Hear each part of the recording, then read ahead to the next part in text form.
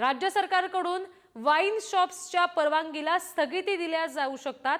स्थानिक स्वराज्य संस्थांच्या निवडणुकांमुळे हा निर्णय घेतला जाऊ शकतो अशी माहिती आहे। निवडणुकीमध्ये टीका होऊ नये म्हणून सरकारने हा निर्णय घेतलेला आहे। तब्बल 328 वाईन शॉप्सला दिलेल्या परवानगीला स्थगिती दिल्याची माहिती आहे। महसूल वाढीसाठी घेतलेला हा निर्णय आता मागे घेण्याची नामुष्की सरकारवर आलेली आहे।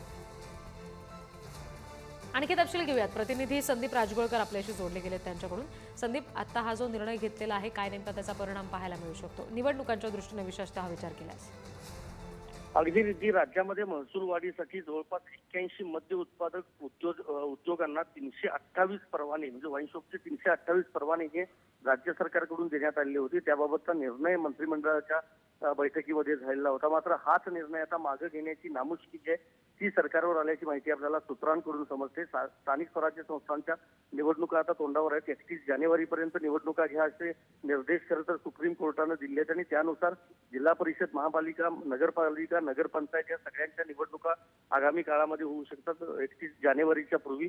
आणि ज्या वेळेला आपल्याला माहिती आहे की अनेक गावांमध्ये बाटली आडवी करण्यासाठी मतदान घेतलं जातं, महिलांचा प्रामुख्यानं विरोध असतो आणि जिल्हा परिषद निवडणुका असतील किंवा पंचायत समित्यांच्या असतील या खरं तर ग्रामीण भागाशी जुळलेल्या आहेत।